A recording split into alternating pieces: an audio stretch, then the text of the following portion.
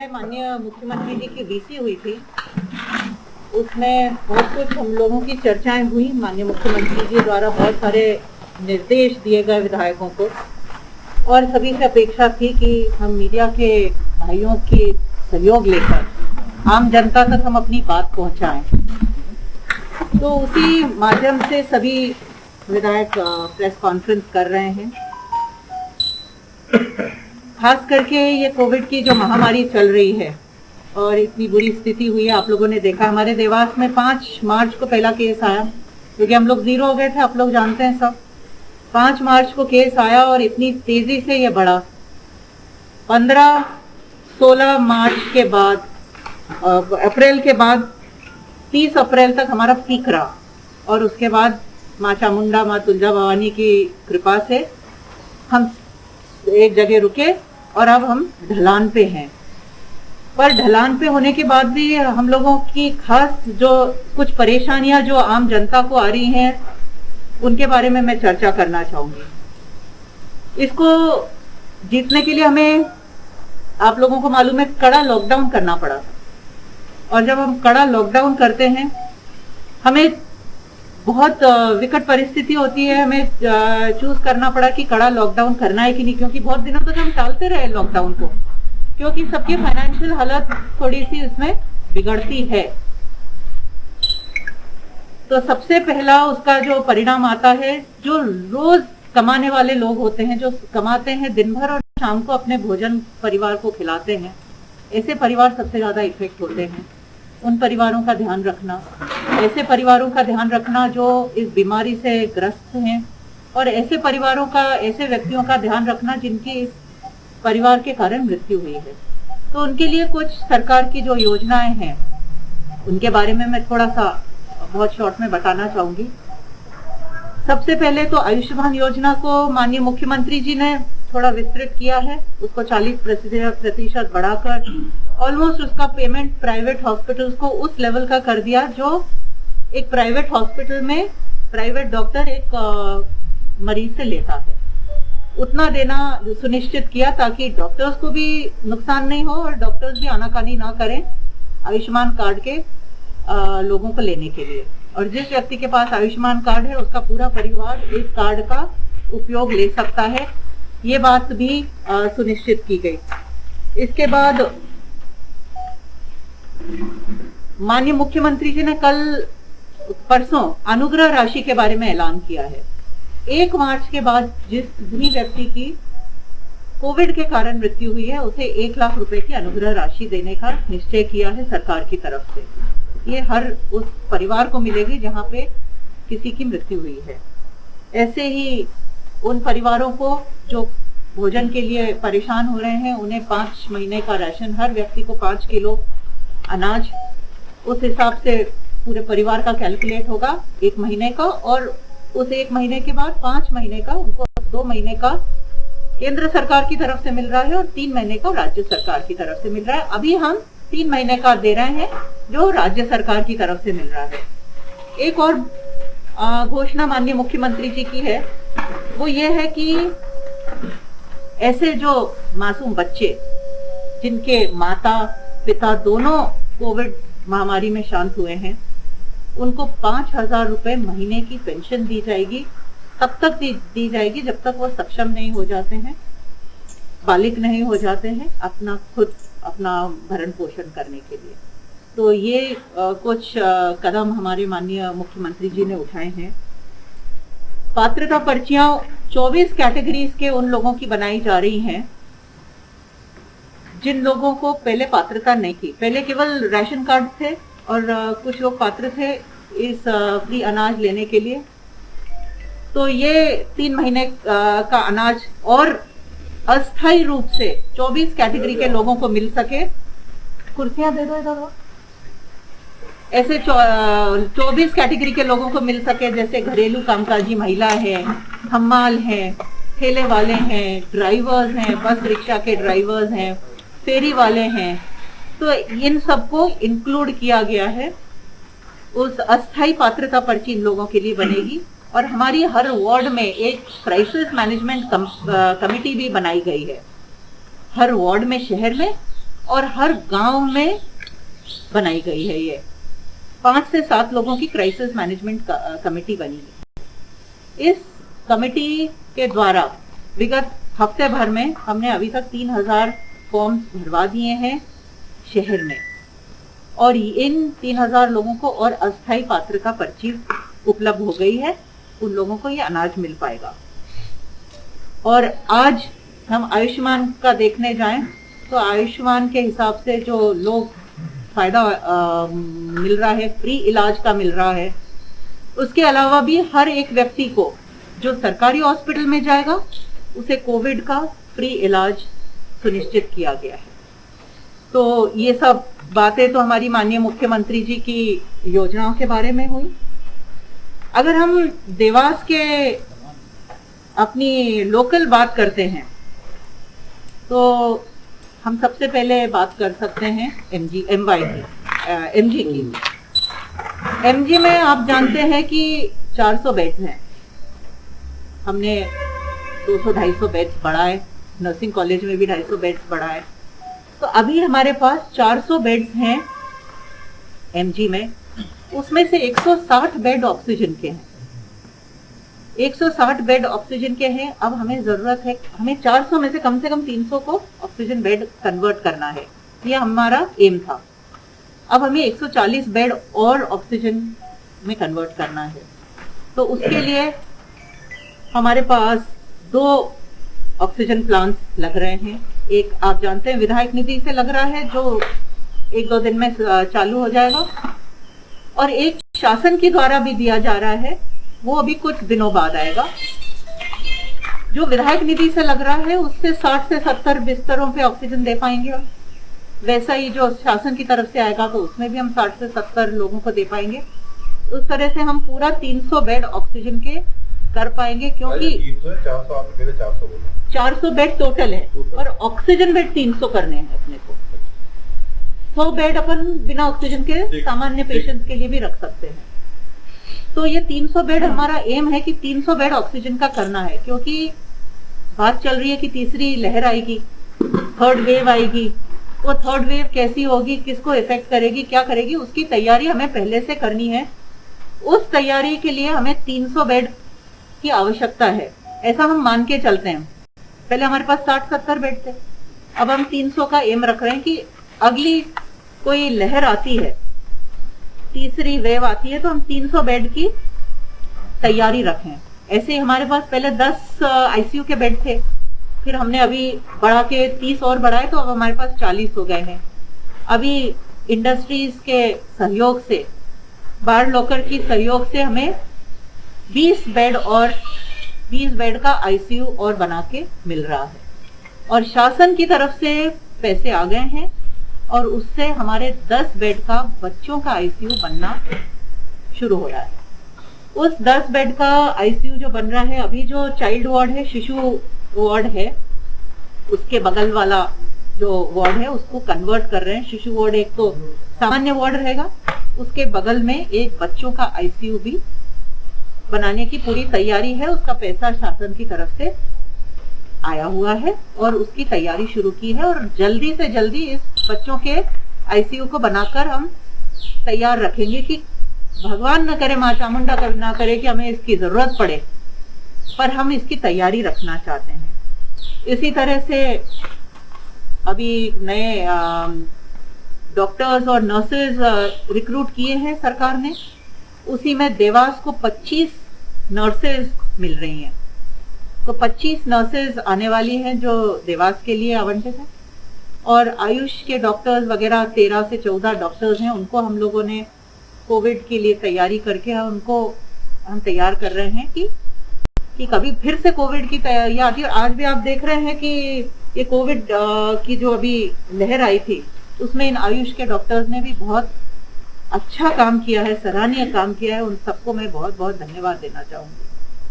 केवल उन्हीं को नहीं, पूरे मेडिकल स्टाफ, पूरा पैरामेडिकल स्टाफ, केवल सरकारी हॉस्पिटल्स में नहीं, प्राइवेट हॉस्पिटल्स में भी अपने समय सीमा से बढ़कर उन लोगों ने काम किया है, कॉल ऑफ ड्यूटी से आगे बढ़कर काम किया है। उन सभी को बहुत बहुत सभी की तरफ से धन्यवाद देना चाहूंगी। एक बहुत ही अहम मुद्दा जो है वो ब्लैक फंगस का है। आप जानते हैं ये नई जो बीमारी आई है, तो इस ब्लैक फंगस के लिए जो सरकार ने डिसीजन लिए हैं कि इसका ट्रीटमेंट मेडिकल कॉलेजेस में ही होगा। कोई भी कहीं पे भी भर्ती होकर इसका ट्रीटमेंट नहीं करवा सकता है, क्योंकि इसके बारे में जानकारी सबको नहीं है, सब डॉक्टर्स अभी ट्रेन नहीं है। तो अभी शुरुआत में मेडिकल कॉलेजेस में भर्ती होकर इसका ट्रीटमेंट लेना पड़ेगा। उसके लिए एक वार्ड अमलतास में तैयार किया गया है, डॉक्टर्स की प्रशिक्षण भी चल रहा है।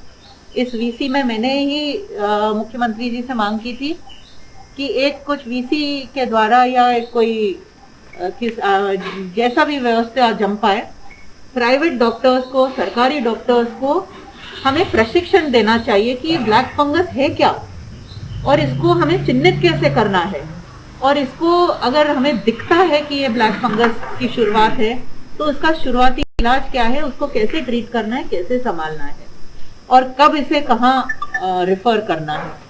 तो ये प्रशिक्षण भी बहुत जल्दी डॉक्टर्स को मिलने वाला है ताकि इसकी रोकथाम हम लोग कर सकें। कहीं ना कहीं इसके इंजेक्शंस को लेकर एक बहुत बड़ी चिंता बनी हुई है। अब सुनने में जो मैं समझ पा रही हूँ उसका ये है कि ये इंजेक्शन तभी काम आता है जब ब्लैक फंगस का ऑपरेशन हो जाता है, ऑपरेशन के द्वारा फंगस को निकाल दिया जाता है और फिर ये इंजेक्शन दो तो मरीज के ऊपर वो लाभगर रहता है। पर इसके नियम तो कोई नहीं जानता है, तो ये इंजेक्शन सरकार उपलब्ध कराएगी केवल हॉस्पिटल्स में। ये ऑफ द काउंटर या कोई दुकानों में या किसी के हाथ में नहीं मिलेंगे, ये डायरेक्ट उन मेडिकल कॉलेजेस को आवंटित होंगे जहाँ पे पेशेंट्स हैं। तो जहाँ पे भी पेशेंट्स भर्ती हैं वहीं उनको जरूरत के हिसाब से ये इंजेक्शन मिलेंगे। मैं मानती हूँ अभी थोड़ी कमी चल रही है उनकी, क्योंकि इसके लिए हमारा देश प्रदेश तैयार नहीं था, मालूम नहीं था ये फंगस क्या है, किसकी है, इसको किसी को मालूम भी नहीं है कि अभी इसका ट्रीटमेंट क्या है। इसके लिए इसके बाद एक माननीय मुख्यमंत्री जी की खासी चिंता थी कि पोस्ट कोविड केयर के बारे में हमें सोचना चाहिए, क्योंकि हम देखते हैं कि बहुत सारे पेशेंट्स कोविड से तो ठीक हो जाते हैं पर उसके बाद नेगेटिव होने के बाद बीमारियां चलती है। किसी को शुगर की तकलीफ हो रही है, किसी को हार्ट अटैक आ जाता है, तो किसी को ब्लैक फंगस हो रहा है। तो उन्होंने निर्देशित किया है कि ये जो कोविड केयर सेंटर है हमारा, जो आपने देखा है इफ्का में हमने बनाया है कोविड केयर सेंटर, मुझे बताने की जरूरत नहीं, आप सब लोग देखकर भी आए हैं, बहुत ही सुंदर। मैं मानती हूँ कि ऐसा कोविड केयर सेंटर आसपास कहीं कोई जिले में नहीं दिखेगा आपको। इतना व्यवस्थित से बनाया गया हुआ कोविड केयर सेंटर है, उसमें जो रिकवरी रेट है बहुत ही उल्लेखनीय है। अभी सब ठीक होकर उसमें से जा रहे हैं, बहुत अच्छी तरह से उसका संचालन भी हो रहा है। तो उसमें हम कोई ना कोई एक हिस्सा ऐसा बनाएंगे जिसमें पोस्ट कोविड के पेशेंट्स रह सके, ताकि नेगेटिव होने के बाद भी रह सके, उनकी मॉनिटरिंग होती रहे, जो भी उनके वाइटल्स हैं उनकी मॉनिटरिंग होती रहे, या अगर उसके बाद भी कोई दिक्कत आ रही है तो उनका रेगुलर ट्रीटमेंट वहां होता रहे। क्योंकि हमने देखा है वो बीमार पेशेंट्स घर जाते हैं, संभाल नहीं पाते हैं, शुगर का ध्यान नहीं रखते, हार्ट अटैक आ जाता है, कोई ना कोई चीजें कंपाउंड होती जाती हैं। तो एक तो पोस्ट कोविड केयर के लिए कोविड केयर सेंटर और आइसोलेशन सेंटर जो बना है उसका उपयोग किया जाए। हमें हमारी तीसरी लहर के लिए, हम नहीं जानते हैं आने वाली है या नहीं आने वाली है तीसरी लहर, क्योंकि उसका हाइप बना हुआ है कि तीसरी लहर आने वाली है, अक्टूबर में आने वाली है, नवंबर में आने वाली है, दिसंबर में आने वाली है, कब आएगी हमें नहीं मालूम है। उसके लिए हमें जो तैयारी करनी है वो हमें हमारे बच्चों के लिए आईसीयू वार्ड, एक रेगुलर वार्ड, और ये तैयारी प्रोग्रेस में है। सरकार की तरफ से 25 लाख अलग से बच्चों के वार्ड के लिए आए हैं, उसको ठीक करने के लिए और उसकी व्यवस्थाएं सुधारने के लिए। उसके बाद पीडियाट्रिक डॉक्टर्स जो हैं, बच्चों के डॉक्टर्स हैं, उनको भी टाइम पे वीसी होगी और उन लोगों को भी प्रशिक्षण होगा और उनको भी तैयारी दी जा रही है, उनको भी सब प्रशिक्षण दिया जाएगा कि अगर ये महामारी आती है और बच्चों को लगती है तो इसको कैसे चिन्हित किया जाएगा, कैसे ट्रीट किया जाएगा। क्योंकि आज ना तो बच्चों की टेस्टिंग होती है और मालूम ही नहीं पड़ता है कि बच्चों को हुआ है, और अपने आप ही बच्चे, भगवान की दया से बच्चे ठीक हो जाते हैं। पर हम इसे चांस पर नहीं छोड़ सकते, इसलिए पीडियाट्रिक डॉक्टर्स को प्रशिक्षण भी दिया जाएगा कि कैसे इसको चिन्हित किया जाए और इसको कैसे संभाला जाए। हॉस्पिटल्स में ऑक्सीजन के बेड्स बढ़ाएंगे, जैसे मैंने अभी इससे पहले बताया, आईसीयू में बेड्स बढ़ाएंगे। यही हमारी तीसरी लहर की तैयारी होगी। इसके अलावा आप लोगों का कोई भी सजेशन होता है, क्योंकि हमारे मीडिया के भाई आप लोग भी जैसे डॉक्टर्स और पुलिसकर्मी लगे हुए हैं, वैसे ही आप लोग भी सतत जनता की सेवा में लगे हैं ताकि लोगों तक बात पहुंच सके, सही माहौल बन सके। तो आप लोगों ने भी बहुत ही एक सक्रिय भूमिका निभाई है अभी तक। आप लोगों से यही अपेक्षा है कि ये संदेश माननीय मुख्यमंत्री जी का जनता तक पहुंच पाए आप लोगों के माध्यम से, और आप लोगों का कोई भी सुझाव हो तो वो मैं सुनने के लिए तैयार हूँ। इस बार मैडम नॉन कोविड पेशेंट्स को बहुत तकलीफें झेलना पड़ी, क्योंकि हॉस्पिटल्स में उन्हें मतलब कोई दूसरी बीमारी होने में, एक तो हॉस्पिटल जाने में डर कि वहाँ कोविड पेशेंटों के बीच में जाएंगे कहीं संक्रमित ना हो जाए, और हॉस्पिटल्स में भी नॉन कोविड पेशेंट के लिए उतना रिस्पॉन्स नहीं मिल पाया। तो उसके लिए जी, उसके लिए सरकार की तरफ से तो आप लोगों को मालूम है बीमा अस्पताल कर दिया था। वहाँ पे गायनिक वार्ड जो शिफ्ट किया था डिलीवरी वगैरह के लिए, तो वहाँ सिजेरियन सेक्शन नहीं था, वो भी बन के तैयार हो गया है।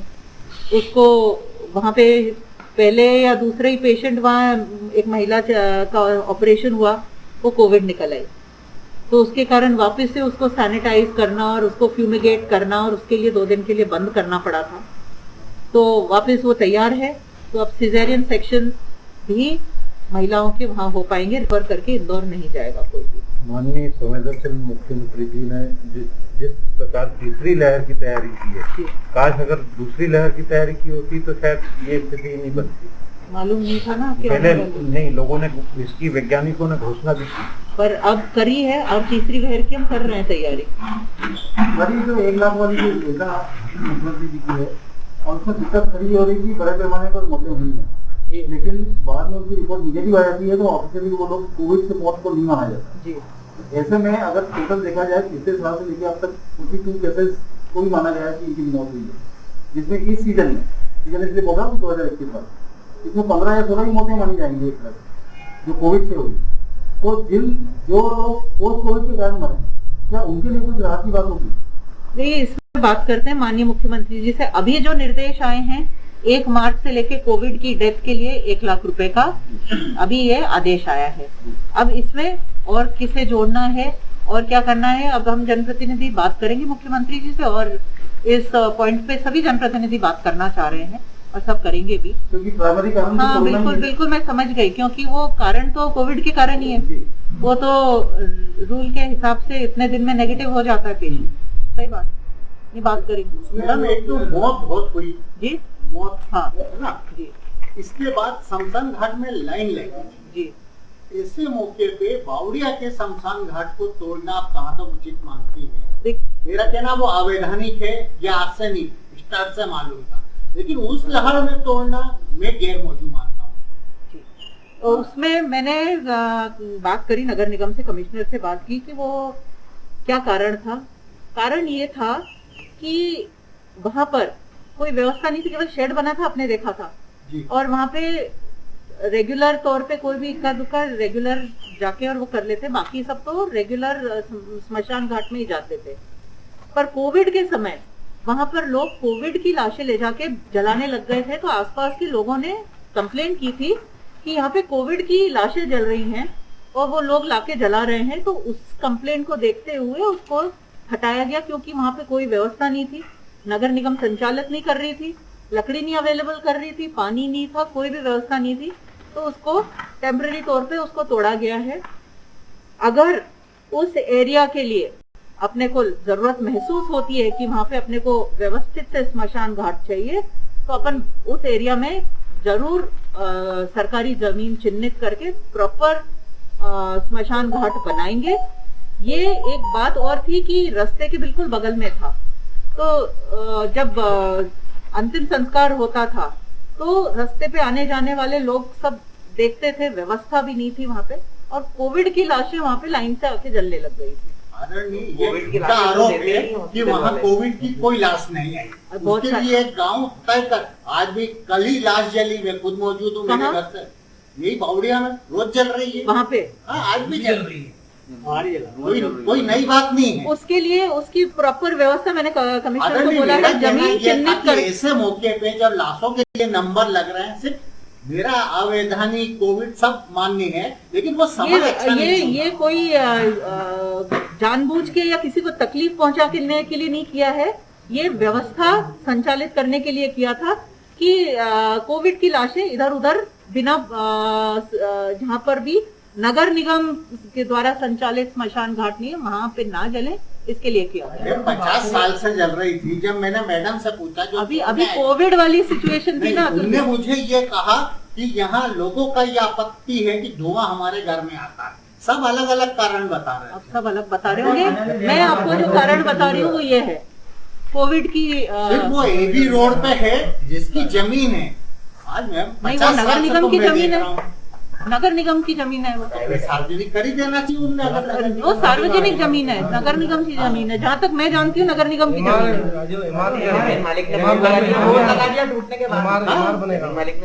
है। इसकी मैं पूरी तरह से जांच करवाती हूँ। आप लोगों ने इस बात को बोला है, इसकी मैं पूरी तरह से जांच करा के कमिश्नर से टूटने के अगले दिन जमीन मालिक ने, मैं ऐसा लगा जैसे उसने खाली करवाया। मैं इसकी पूरी जांच। आपत्ति यही थी, मैडम से भी मैं बोला कि गलत समय आप 15 दिन बाद तोड़ देना इसको। मैंने बोल दिया अतुल भी, मैं इसकी पूरी जांच करा के मैं रिपोर्ट मंगवा लेती हूँ। और कोई बात? इस तरह भी आप बात कर रहे थे बच्चों को लेकर, वर्तमान में अगर हम जिला चिकित्सालय की बात करेंगे तो शिशु रोग विशेषज्ञ से आपको जानकारी है कुछ? शिशु रोग के तो शिशु रोग वहाँ पे मैंने अभी पूरी बच्चों के लिए अभी तो नहीं है मुझे लगता है, पर हम इस समय कोरोना की बात करेंगे, डॉक्टर का अभाव था। हाँ, आदमी इंदौर या फिर अबलता से निर्भर था। अभी अपन खुद सोच रहे कैसे बचना है। अभी हमने डॉक्टर्स की मांग की है सरकार से, क्योंकि नर्सेज मांगी थी, नर्सेज 25 मिल गई, हमें डॉक्टर एक भी नहीं मिला है अभी। तो हमने शासन से मांग की है कि हम प्राइवेट डॉक्टर्स को अगर रिक्रूट कर सकें तो हम करें, पर ये भी मांग की है कि जिनको हम प्राइवेटली रिक्रूट करेंगे उन्हें फिर हम परमानेंट करने की व्यवस्था करें, क्योंकि वही डॉक्टर्स आएंगे सरकारी अस्पताल में काम करने के लिए जिनको आगे के लिए वही डॉक्टर नहीं है। अभी हमें एक भी डॉक्टर नहीं मिला है, 25 नर्सेज जरूर मिली, डॉक्टर नहीं मिला है, मांग की हुई है हमने।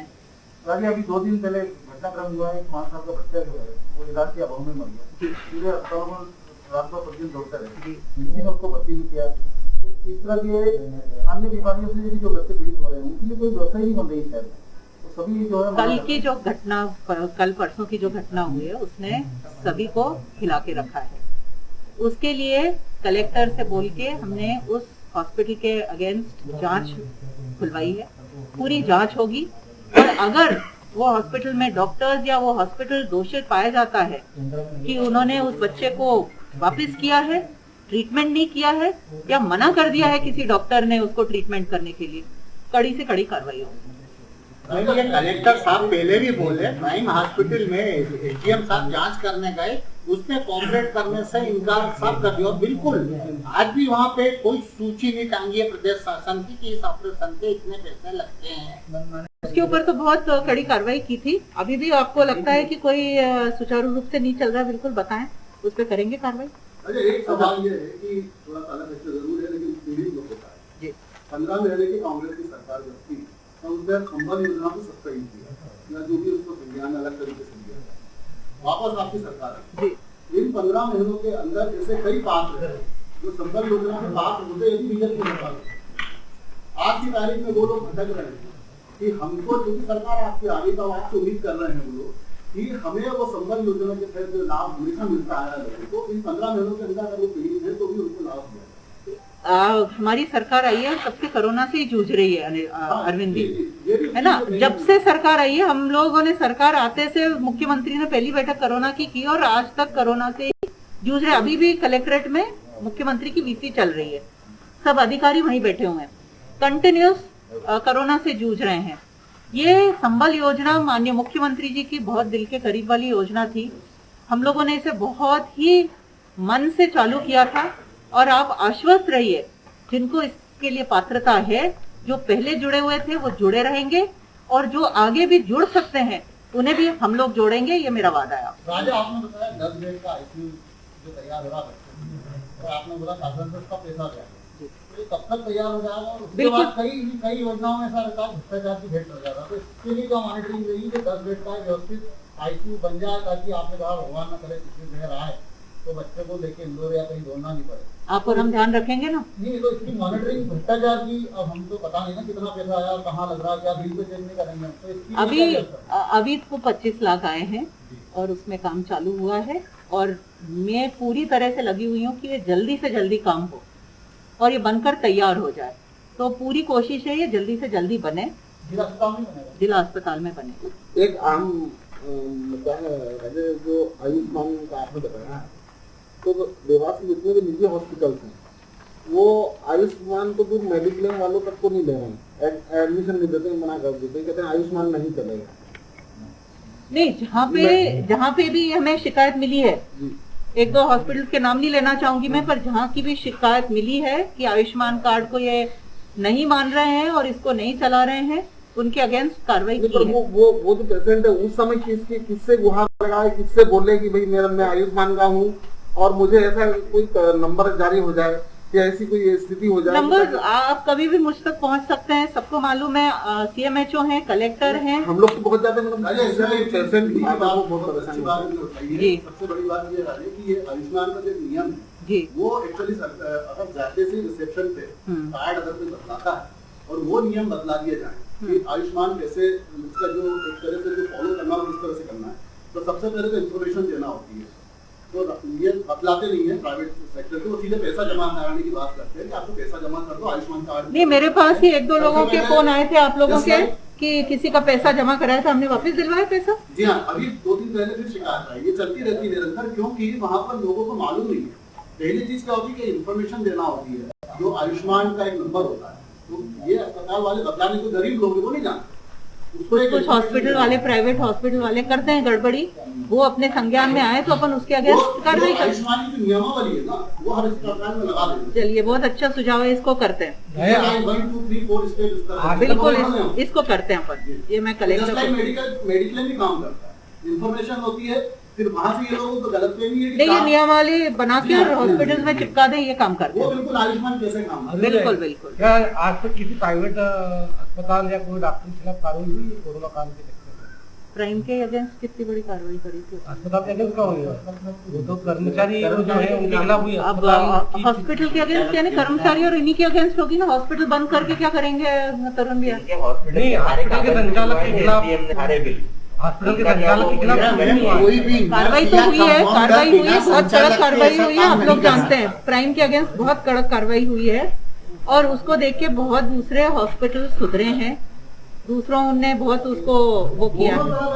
ये तय बात है कि निजी अस्पतालों ने जनता को खूब लूटा है, इसमें कोई भी संदेह। ये तो इसकी तो मैं घोर निंदा करती हूँ उन लोगों की जिन्होंने कालाबाजारी की है। ऐसे में क्या आगे जाकर के फाइनेंशियल इनका ऑडिट होगा या इनकम टैक्स वाले जाकर के इनको देखेंगे इन्होंने कितनी कमाई की है, कितना विपरीत काल में इन लोगों ने पैसों को बनाया है। इसके लिए कोई आगे जाकर के आपकी सरकार जांच के लिए करेंगे। बिल्कुल, ये आप लोगों ने बोला है, इसको मैं मुख्यमंत्री तक बात जरूर पहुंचाऊंगी इसके ऊपर। आज हम लोग कोरोना से लड़ रहे हैं, आज हम लोग इस पे फोकस कर रहे हैं, पर ये खत्म होने के बाद ये छोटी छोटी चीजें शिकायतें आएंगी उनके ऊपर। इन्हीं लोगों के कारण सरकार बदनाम हुई है, छोटी बदनामी मिली है वो सरकार को मिली है, लेकिन उसमें पैसा कमाने वाले ये लोग। मैं मानती हूँ क्योंकि सरकार ने इतनी योजनाएं की है, इतना कुछ दिया है आम जनता के लिए। आयुष्मान बोलो, अनाज बोलिए, ऑक्सीजन बोलिए, क्या नहीं किया। माननीय मुख्यमंत्री जी 7 दिन सोए नहीं जब ऑक्सीजन की कमी हुई थी। आपसे इस विषय में मेरा यही कहना है, सभी की भावना यही है, अभी ये कोरोना काल खत्म होगा, ये सब बातें शिथिल हो जाएगी। 2-2 लाख रुपए के एक पेशेंट को बिल दिए, बिल भी वायरल हुए सबके पास। इनकी कड़ी से कड़ी जांच हो और ये आप शासन को ये आप लोगों की बात में, क्योंकि ये तो भविष्य में फ्यूचर में फिर ये करेंगे। जैसे आयुष्मान का कार्ड दिखाया, मना कर दिया, तो मेडिक्लेम का कार्ड दिखाने के बाद भी पेशेंट को नहीं दिया। पहले ले लेते इसका मैं कह सुनने रहा में था आया कराने है, पड़ेंगे। इसके ऊपर करते हैं कार्ड। दिलीप भैया, ठीक अरे है, आप शुरुआत देवास से हो जाए, कार्रवाई की पूरे मध्य प्रदेश में नजीर बनेगी। उसमें ये आरोप लगा कांग्रेस की तरफ से कि उसमें भाजपा के कार्यकर्ता या प्रस्तावित आगे जो वार्ड में जो टिकट चाहिए वो उन्होंने। अब देखिए, काम करे तो दिक्कत है, नहीं कर रहे तो दिक्कत है। क्राइसिस मैनेजमेंट कमेटी इतनी बढ़िया आइडिया है माननीय मुख्यमंत्री जी का। एक पूरी कमेटी एक वार्ड को संभाल रही है, एक पूरी कमेटी एक गांव को संभाल रही है, एक पूरी कमेटी जिले को संभाल रही है, ब्लॉक को संभाल रही है। इतना बढ़िया काम हो रहा है। जो हमने 2 प्रतिनिधि बनाए हैं, सांसद और विधायक प्रतिनिधि बनाए हैं, और एक जो शासकीय समिति में 2 प्रतिनिधि बना के हमने दिए हैं, वो अस्थायी पात्रता पर्चियां बना रहे हैं। कल तक 3000 पात्रता पर्चियां बन चुकी थी अस्थायी वाली, और ऐसे ऐसे लोगों को चिन्हित करके कि जिन्हें भोजन की सख्त जरूरत है और जिनके पास राशन कार्ड नहीं है, जिन्हें मालूम नहीं है कि इसका फॉर्म कैसे भरा जाता है, तो इन लोगों को मदद कर रही है सरकार की योजना, इन तक पहुंचा रही है। कहाँ चुनाव की बात आ गई अभी, और कहाँ श्रेय की बात आई? इसमें तो कांग्रेसियों ने भी मदद करना चाहिए क्राइसिस मैनेजमेंट कमेटी में। जब क्राइसिस मैनेजमेंट कमेटी आपके वार्ड में बैठ के काम कर रही है, आप भी जाइए, बैठिए, काम करिए, मदद कीजिए उनको, सहयोग कीजिए उनको। आज कहाँ हम लोग राजनीतिक श्रेय की बात करने लग गए हैं और अभी से तैयारी करने लग गए हैं कि महापौर का टिकट चाहिए या विधायक का टिकट चाहिए या सांसद का टिकट चाहिए। मैं मानती हूँ इस चीज से उठना चाहिए, परे होकर जन सेवा करिए। जो चीज हम डॉक्टरों पे और जो दूसरे भ्रष्ट लोगों पे और इन पे इल्जाम लगा रहे हैं, तो क्या हमारे ऊपर वो जिम्मेदारी नहीं है कि हम बाहर निकलकर और नकारात्मक इस माहौल को खत्म करें? कोई अच्छा काम हो रहा है। जिला अस्पताल में बेड भी खाली हो गई जी, लेकिन अभी सीजर ऑपरेशन मतलब प्रसूति के लिए जो महिलाएं जा रही है उनसे नहीं हो रहा है। एक प्रकरण आपकी वजह से आया, आपने 5000 उसके बाद चालू करवा दिया मैंने। अच्छा होगा क्या? उसके बाद मैंने अभी वही बोला, बीमा अस्पताल को दम नहीं नहीं, एमजी में अपन नहीं चालू कर रहे हैं, उसको केवल कोविड हॉस्पिटल बना के रखा है। कारण क्या है कि 30,000 रुपए लगता है, 30 से 35,000। वो महिलाएं अगर बीमा में चली जाएंगी तो वहाँ प्रॉपर ऑपरेशन थिएटर बनाते हैं। वो जो एक महिला आई थी ना, उसको मैंने स्वेच्छा निधि से मैंने पैसे 2 चेक दिलवा दिए थे। 30,000 में, लेकिन अभी हमारे एक धीरज सेन पत्रकार है, उसकी ही नहीं, पर अब है ना, आप बता सकते हो कि बीमा अस्पताल में बीमा अस्पताल होके आया हो, लेकिन बोले भैया वहाँ तो नहीं, अभी 2-3 दिन पहले चालू हुआ है ऑपरेशन थिएटर। वो बंद हो गया था क्योंकि वहाँ पे एक प्रस्तुत महिला का कोविड निकली, तो वो 2 दिन के लिए ऑपरेशन थिएटर बंद करना पड़ा, उनको सैनिटाइज करना पड़ा, पूरी फॉगिंग वगैरह करा वो सब, तो अब वापस चालू हो गया। मैंने कल ही उसकी जानकारी ली। चल रही है इतनी और आप भी जान रहे, लेकिन ये ऐसे में आप कुछ बात देखते हैं, ये वीडियो वहाँ चल रहा है राजनीति में। एक जो है प्रदेश महामंत्री आपके खिलाफ वीडियो जारी करते, फिर आपके समर्थक वीडियो जारी करते, फिर उनके समर्थक। मैंने सारे समर्थकों को बोल दिया कि कोई भी वीडियो जारी नहीं करेगा और इस तरह की बहस में पार्टिसिपेट नहीं करेगा। ऐसी तो आई होगी ना जी, अस्पतालों की शिकायत अपनी जगह है, और कुछ इस तरह के नेता नजदीकी सज गई है। जैसे कोई डॉक्टर मेहनत कर रहा है काफी, उसके काफी भीड़ है, 50 लोग खड़े हैं, गलत बात है, और अचानक से जिस तरह की दादागिरी उसके ऊपर शुरू हो जाती है, ऐसा प्रेशर हो जाता है कि वो डिप्रेशन में 6-8 दिन घर बैठ जाते हैं। कौन डॉक्टर? जी 6-8 दिन। अब वो मरीज भटकते रहे और उसने दूसरे डॉक्टर के ऊपर प्रेशर बढ़ा दिया। एक डॉक्टर के अगर 50 थे तो उसके 100-150 लोग पहुंच गए। नहीं, मैं मानती हूँ कि जो डॉक्टर्स हॉस्पिटल से बाहर रहकर भी सेवा दे रहे हैं, हाँ। उनको एनकरेज करना चाहिए, लेकिन क्योंकि वो हॉस्पिटल की भीड़ कम कर। पहले भेजने की ताकत ये इतनी ज्यादा हुई है दुनिया में, और ये विवाद की बात नहीं है। देखिए, किसी का व्यक्तिगत कुछ हो तो मुझे बता देना, अपन बात कर लेंगे। डॉक्टर से बात नहीं तो पता चलेगा कैसा प्रेशर। वर्तमान में बिजली के बिलों के मैसेज और रोज चल रहा है, क्या इसके लिए कुछ अपन देखिए, जो बिजली के बिल यूज नहीं किया गया है, अगर आपकी दुकान चालू नहीं है तो आपको बिजली का बिल नहीं आएगा तो उसे हम माफ करवाएंगे। ये बिजली का बिल वसूल नहीं होगा। देखिए, वो रेगुलर रूटीन में बिल बन रहे होंगे, सरकारी दफ्तर भी बंद है, वहां पर भी आधे से ज्यादा लोग संक्रमित होने के कारण सरकारी ऑफिसेस सब ठप पड़े हुए हैं। तो अगर ये ऑटोमेटिक जनरेटेड बिल जा रहे हैं किसी को, आप रखे रहिए इसको बस। ये उसके बाद अपन इसका निराकरण करेंगे, बिल्कुल होगा। अगर आपने यूज ही नहीं किया तो क्यों भरेंगे आप? हम भरने थोड़ी देंगे आपको। बिल आए इस बार एवरेज आए, कोई रीडिंग नहीं लिखी है क्योंकि वो एवरेज बिल भी काफी ज्यादा आए हैं। तो उसको हम देखेंगे ना, हम लोग बैठे इसके लिए। अगर आपने बिजली इस्तेमाल नहीं की है तो आप बिल नहीं भरेंगे, ये हम देखेंगे। अरे जो अच्छा सवाल किया जी जी, हाँ आपकी बात अधूरी रही थी, आपने जो जवाब था बड़ा अच्छा जवाब दे दिया, इन वजह तो उसको आप पूरा करें। बताएं क्या बोल रहे थे आप? इनका ये कहना था कि पहले प्रदेश महामंत्री ने आपका आरोप लगाया, फिर आपको समर्थकों ने उसका जवाब दिया, और आप उसका जवाब देने शुरू होते फिर बीच में तो आप उसका विस्तार नहीं, मैं बहुत कम ग्रुप्स में हूँ, पर जिनमें भी हूँ उनको भी बहुत कम देखती हूँ, क्योंकि ये सब बहुत नकारात्मक बातें ही चलती हैं मोस्ट ग्रुप्स में। ये जो बात चली है ये कोई जनता के हित में, इसमें 1% की भी बात नहीं है। अगर ऐसे प्रश्न उत्तर में या किसी को नीचे गिरा के 2 कदम ऊपर चढ़ने में जनता की एक की भी जान बच रही हो, भलाई हो रही हो, तो मैं रोज जवाब देने बैठ जाऊंगी। मेरे काम मेरा जवाब है। ऑक्सीजन प्लांट के लिए मैंने बोला था 1 महीने के भीतर लग जाएगा, 1 महीने के अंदर लग गया है। 24 तारीख को इसका वर्क ऑर्डर गया था, 20 तारीख को प्लांट यहाँ आ गया था। 5 दिन तो उसको ट्रांसपोर्ट में लग गए, नहीं तो 15 तारीख को ही आ जाता वो। तो 1 महीने के अंदर, 3 हफ्ते के अंदर वो रेडी था, डिस्पैच था। पीछे पड़ के अभी बहुत सारे जिले हैं जिन्होंने ऑर्डर्स दिए हुए हैं, किसी एक को नहीं मिला। देवास उसको अपना ऑक्सीजन प्लांट उठाकर ले आया है। हम लोगों की तत्परता, पीछे पड़ने के कारण देवास को इतनी जल्दी ऑक्सीजन प्लांट मिला है। ये दुनिया देख रही है, देवास देख रही है। मेरा काम सबको दिख रहा है। अब मैं रोज बैठ के इन लोगों के जवाब दूं या मैं अपना काम करूं? हर फील्ड में काम हो चुके हैं। अभी हमने आपको वो दिया, ऑक्सीजन बेड हमने अवेलेबल करवा दिए। मुश्किल से 15 दिन की ऐसी विकट परिस्थिति हुई थी देवास में, जहां बहुत दिक्कत हुई थी। ऑक्सीजन बेड्स कम हो गए थे, एकदम बीमार पेशेंट्स हुए थे। 15 दिन के अंदर हम लोगों ने देवास को संभाला है, स्थिर किया है और अब नीचे की तरफ आए हैं। माननीय मुख्यमंत्री जी ने अपने वीसी में देवास के प्रशासन का और जनप्रतिनिधियों की तारीफ की है। बोला है कि देवास ने बहुत अच्छी तरह से अपने आप को संभाला है।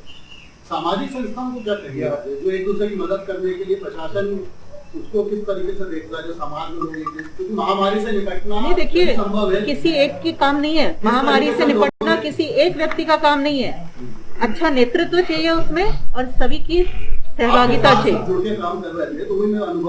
सभी का सहभागिता चाहिए और अच्छा नेतृत्व। हमें अच्छा नेतृत्व माननीय शिवराज सिंह जी में मिला और सहभागिता देवास की जनता में मिली। 1-2 लोगों को अभी जैसे एहतेशाम भाई ने पूछा, ऐसे माहौल बिगाड़ने वाली घटनाएं होती रहती हैं, उससे उठकर हम आगे चले। जी तो वो कब तक लगेगा? क्या उसमें टाइम लगेगा, उसमें टाइम लगेगा। उसका ऑर्डर प्लेस हो गया, उसको आने में टाइम लगेगा, 2-3 महीने तो लगेगा। 1 तारीख से क्या प्लानिंग की है? अनलॉक होगा, फिर एक खतरा पैदा होगा कि 1 तारीख के बाद की प्लानिंग अभी नहीं की है। हम अभी 30 तारीख तक का बोला है। 30 तारीख को देखेंगे कि 30 तारीख को क्या सिचुएशन है। देवास की बेहतरी के को देखते हुए हम डिसीजन लेंगे। ये जो वीडियो वायरल हो रहा है वो दोनों तरफ से हो रहा है, उधर से हुआ फिर आपके इधर से काउंटर हो रहा है। आपके लोगों को जवाब दिया है, देंगे ना। को चुप क्यों बैठेंगे कोई? नहीं, लेकिन आपने बोला मना कर देंगे। मैंने मना कर दिया सबको। अब मैंने जितनों को बोला सबको बोल दिया है कि इसमें नहीं पड़ना। फरमान जारी हुआ नहीं देंगे, नहीं देंगे। उसके बाद भी एक वीडियो आया, दिया किसी ने जवाब उसका? नहीं दिया किसी ने। ये हमें किसी को प्लेटफॉर्म नहीं देना है कि मेरे कामों पे या मेरे एक्टिव होने या ना होने को प्लेटफॉर्म बना के दूसरे लोग चढ़े और अपने टिकट की दावेदारी करें। ये प्लेटफॉर्म मैं नहीं दूंगी किसी को। काम बोलता ठीक है।